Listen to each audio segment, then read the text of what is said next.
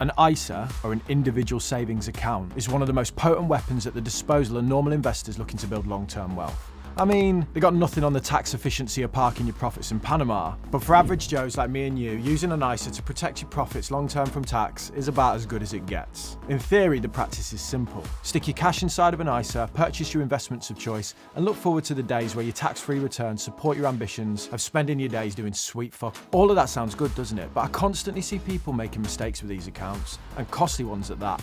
So today, I just want to get back to basics. Let's stop talking about inflation and the world ending for once. Everybody knows things are bad. And iron out some of these issues. Timestamps below for you if you're like a little skippity-doo-dah. But for the rest of you, let's just start with a quick recap of what an ISA is, as really, this is error number one. An ISA is not an investment, it's an account that protects your investments. It stands for individual savings account. So any money that you put inside of it, no matter how big that grows, the ISA protects it from tax. Think of it like this. The ISA is your shoe. It won't move forward by itself, it's just simply there to protect your investments from tax, like a shoe protects your feet from the ground as it moves forwards. They're often referred to as tax wrappers because they wrap around your investments like a pair of Yeezys wrap around your hoof. I designed this thing. Look, I know that's a weird example, but we're going to rinse this shoe analogy for all it's worth during this video, so yeah, for now, just let me run with it. Issue number two is a huge one. So misunderstood is this ISA concept. I actually see other UK-based finance creators getting it wrong. That's what prompted me to make this video in a way. I was watching a video where I saw someone quote this rule and it's just incorrect. But I understand why people get it wrong. You often hear people saying you can only have one type of each ISA. That is just not the case. The rule is you can only pay into one type of each ISA within a financial year. You can actually have as many of each as you like. For example, I have open and active stocks and shares ISAs with Free Trade, Trading 212, Hargreaves Lansdown, InvestEngine and Vanguard. I've basically built those positions up over time, and while I don't recommend all of those brokers necessarily, I keep an up-to-date list of the brokers I do like in my description of every video. The point is, I have money in each of those ISAs. At the start of each financial year, which is the 6th of April, I pick which ISA I'm going to use for the year, and as soon as I pay money into it, I know I can't pay money into any of the others. I can still chop and change the investments inside of the other ISAs. It's all about the cash going in. It's like having a big collection of trainers.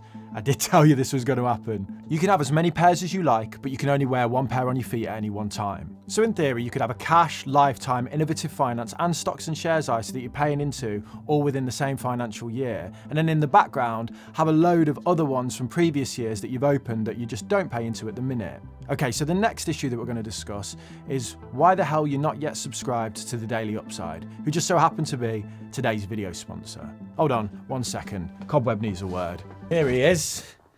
He's not actually very happy at the minute. Some might say it's because we ran out of ocean delicacies in gravy this morning, but I honestly think it's because people still haven't signed up for the Daily Upside. It's a completely free daily newsletter sent directly to your email inbox. It's written by finance professionals, the stories are always easy to understand, and they're hot off the press. Like this piece on the Adobe takeover. It takes 5 minutes to read and then you're completely up to date with all the finance news in the world of the day.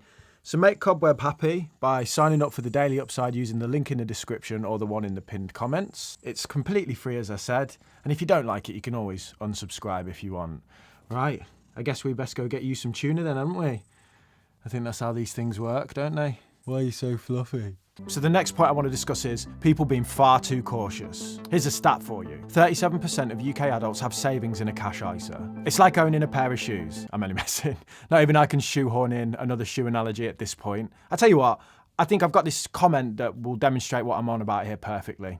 Hi Damien, I'm wondering if you can give me your opinion. I'm either going to open a fixed rate cash ISA and once that matures, roll the money into another one, or I'm going to open a stocks and shares ISA. Which strategy do you think is best? Marilyn Monroe once said, give the girl the right shoes and she can conquer the world. I mean, the quote was probably created by some clever marketing department to peddle whatever shoe company was sponsoring Marilyn at the time, but it still speaks to having the right tools for the job. Investing for the long term in a cash ISA is like going dancing with working boots on. Easy access cash ISA rates are currently around 2% as far as I could see. And even if this does go up with rising interest rates, the fact is most people wouldn't even need their cash in an ISA to protect it from tax. The personal savings allowance is a tax-free allowance the government give you, which allows you to earn a certain amount of interest on any cash you hold completely tax-free. The amount that you can earn before it's taxed is based on what tax band you're in. I'll display the figures on screen right now. So at current rates, it's going to be around 1,000 or 500 quid in interest, which I think represents most of the people watching these videos. That's actually quite a lot of money you need in cash savings to hit that level of interest.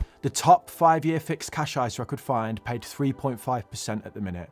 Someone who gets that 1k allowance is going to need over 30k in cash that they're willing to lock away for 5 years before that cash ISA creates a benefit. And the rates on easy access cash ISAs are shockingly low. You're going to need like 50 grand in cash sat in a cash ISA before that works out more beneficial than the personal savings allowance for you. That's 2.5 years of ISA allowance that you've used up to sit that big old chunk of cash inside of a cash ISA. Benjamin Taylor at Money Saving Expert reported that only 5% of people in the UK pay tax on their savings interest due to this personal savings allowance.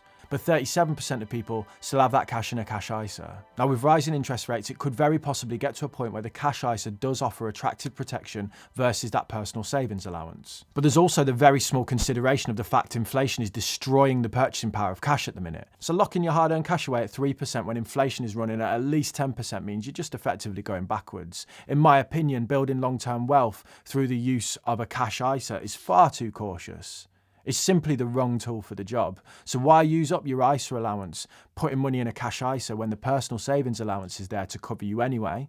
And there are better ISA tools like stocks and shares ISAs, LISAs, or even innovative finance ISAs that are designed for building wealth long term. The next thing we're going to discuss is probably going to win me no fans at all, but it's not using your family's ISA allowances. I think when you're married to someone or you're in a long-term relationship, that your finances are linked and you're better off as a team, no doubt about it. But I don't think that that means you should necessarily invest together. What I mean by that is you have separate allowances, right? So if you're lucky enough to have more than 20k a year as a household to invest, you've got an allowance, so as your partner. But so do the children as well, if you have kids. I'm assuming. They get £9,000 each as well, which is separate to your ISA allowance. Now, I made a video about investing for kids and the wonders it can do for their lives, even with a small amount of cash. But at 18, it does become legally theirs, so you probably want to keep an eye on them, so when they hit 18, your 2 decades of hard work doesn't get blown on a pair of Louis Vuitton Air Force Ones. So yeah, I can understand why some parents would want to keep any investments for a child inside of their own allowance to prevent this sort of reckless spending. But children aside, when investing together with a partner, there is another consideration to make. How do I put this? What happens if your partner's getting their shoes rehealed by a different cobbler? You know what I'm saying? What happens if their tongue is tucked into someone else's... No, let's just leave that one there, shall we? What I'm saying is 33% of marriages end in divorce, and that is a messy process. Having separate ISAs might make that difficult time slightly easier because you're not needing to sell out investments inside of an ISA and drag them out of the tax wrapper in order to split the funds up. Also, for me personally, when it comes to me and my partner, if we were ever to split up, I hope we don't, but let's face it, there's a 33% chance, so it's either us or you.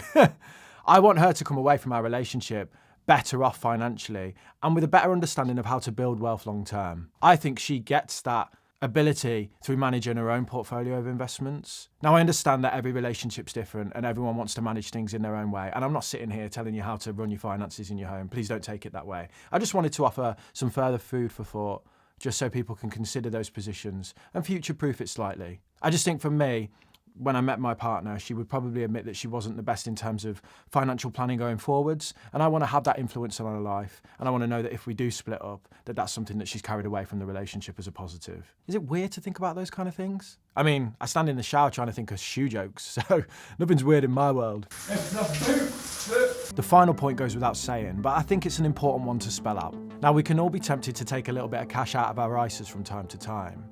And I think there are definitely reasons that this is okay. If you want to buy a home, for example, or if there is something else that's come up in your life that is more important than your financial security going forwards. But if you sat there thinking, well, I'll just take out a couple of G's for a holiday and put it back in the future, just consider this. There are 2 main contributing factors to the overall success of your portfolio. What I mean by that is how big it will be at the end. And that is how much money you put in and how long you leave it for.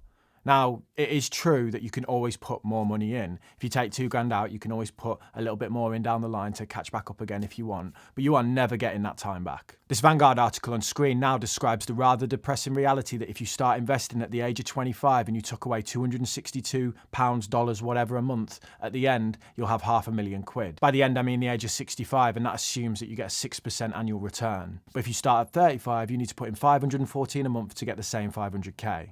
The 25-year-old actually pays in a total of 125k to get that $500,000. The 35-year-old pays in 185 just to play catch up. Time is the difference there. That is the power of compounding. What I want people to realise who are watching this is, if you take money out of your ISA, it's not only the cash that's going, it's that time as well, which is an infinitely more scarce and precious asset than money. Now, I don't want people to sit there feeling grim about the fact that they should have started sooner. That is not my intention. But if it did make you feel a bit grim and you want to feel better, only 2.2 million people in the UK invest inside of a stocks and shares ISA. So that means you're either in or considering entering into a very exclusive club. My advice, just put on your best shoes, because the doorman is a bit of a dick.